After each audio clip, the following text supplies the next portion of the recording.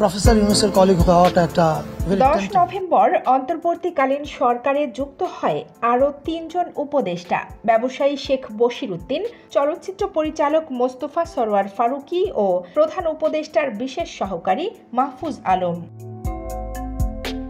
এদিকে অন্তর্বর্তীকালীন সরকারের উপদেষ্টা পরিষদ থেকে চলচ্চিত্র নির্মাতা মোস্তফা সরোয়ার ফারুকীকে অপসারণের দাবিতে বিক্ষোভ সমাবেশ করেন জাহাঙ্গীরনগর বিশ্ববিদ্যালয়ের শিক্ষার্থীরা। এছাড়া সামাজিক যোগাযোগ মাধ্যমেও তাকে সরানোর জোর দাবি উঠেছে।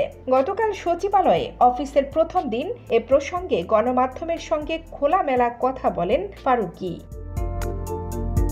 ফারুকী বলেন, সামাজিক যোগাযোগ মাধ্যমে প্রত্যেকে তার মতামত প্রকাশ করতে পারেন, এটার উত্তর দেওয়ার প্রয়োজন আমার নেই।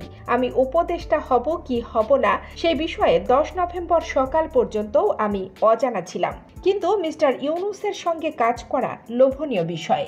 আমার অনেক আগে থেকেই তার সঙ্গে কাজ করার সম্পর্ক রয়েছে, তার কাজ সম্পর্কে আমার ধারণা রয়েছে, তাই আমি সম্মতি দিয়েছি। কারণ ভবিষ্যতে নতুন প্রজন্ম সংস্কৃতি মন্ত্রণালয়ের দুটি সুবিধা ভোগ করলে আমি গর্ববোধ করব।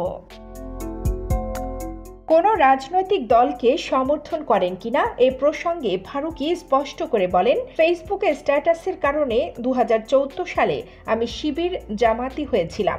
অনেকে আমাকে মনে করেন বিএনপি, জামাতি, আওয়ামী লীগার। আমাকে আওয়ামী লীগ গালি দেয়, বিএনপি গালি দেয়, জামাত গালি দেয়। আমি এগুলোতে অভ্যস্ত এবং ভালোই আছি। ফারুকী আরও বলেন, মানুষের মত প্রকাশের অধিকার রয়েছে।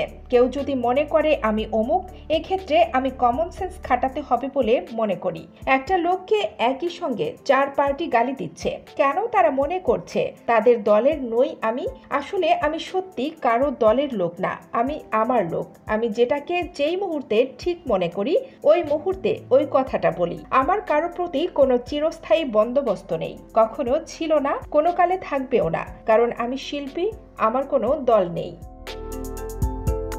শপথ নেয়ার রাতেই বিক্ষোভ মিছিল করে শিক্ষার্থীরা জড়ো হতে শুরু করে বিশ্ববিদ্যালয়ের বটতলায়। বৈষম্য বিরোধী ছাত্র আন্দোলনের জাবি শাখার সমন্বয়ক তৌহিদ সিয়ামের সঞ্চালনায় সমাবেশে শিক্ষার্থীরা উপদেষ্টা ফারুকীর বিরুদ্ধে তাদের বক্তব্য তুলে ধরেন। বক্তব্য শেষে বটতলা থেকে তাদের মিছিল শহীদ সালাম বরকত হল ঘুরে পুনরায় বটতলায় এসে শেষ হয়। এর আগে 4 দফায় শপথ নেন অন্তর্বর্তী সরকারের 21 উপদেষ্টা।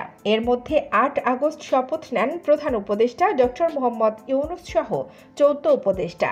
ঢাকা ও দেশের বাইরে থাকায় 3 উপদেষ্টা সেদিন শপথ নেননি। পরে 11 আগস্ট শপথ নেন উপদেষ্টা সুপ্রদীপ চাকমা ও বিধান রঞ্জন রায়, আর 13 আগস্ট শপথ নেন আরেক উপদেষ্টা ফারুকী আজম। পরবর্তীতে 16 আগস্ট আরও 4 উপদেষ্টা শপথ নেন।